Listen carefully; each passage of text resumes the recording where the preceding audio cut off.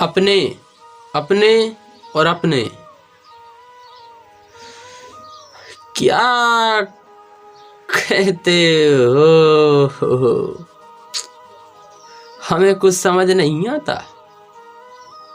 अपनाना होता ना ते अपने अपने अपने इसे कहते नहीं, करके दिखाते।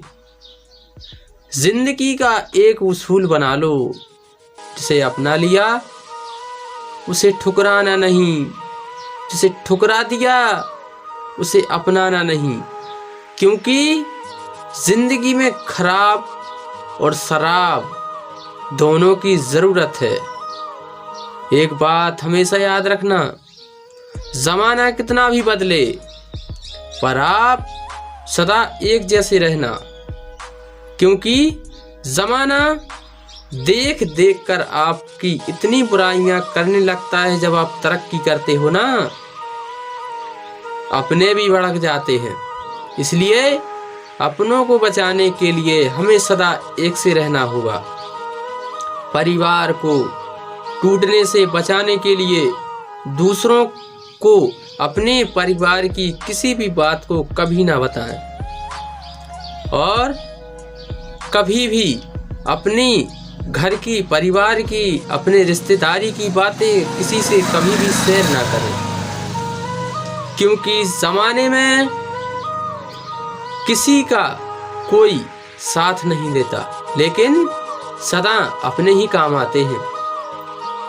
एक बार एक राजा था जो अपनी पत्नी से बहुत प्रेम करता था, लेकिन उसकी पत्नी राजा से प्रेम नहीं करती थी। तो एक बार क्या हुआ, उसके यहाँ पर कोई मतलब कि उसका रिश्तेदार या मतलब उसका अड़ोस पड़ोस का कोई आया, तो उसने रानी से कहा, रानी जब तुम राजा से प्रेम नहीं करती हो तो राजा को छोड़ दो, उसके साथ में क्यों लगी हुई हो? तो रानी ने कहा हमें अपने रिश्ते की डोर को मजबूत बनाने के लिए भले ही हम कैसे भी हों, लेकिन हैं तो आखिर अपने ही। हम एक बात लोगों से सीख चुके हैं, रानी ने कहा, हम एक बात लोगों से सीख चुके हैं, कभी भी झुकना और झुककर जीना अच्छी बात नहीं है। क्योंकि लोग हमेशा दूसरों की बुराई और उसकी तरक्की पर जलते हैं, उसकी बुराई करते हैं।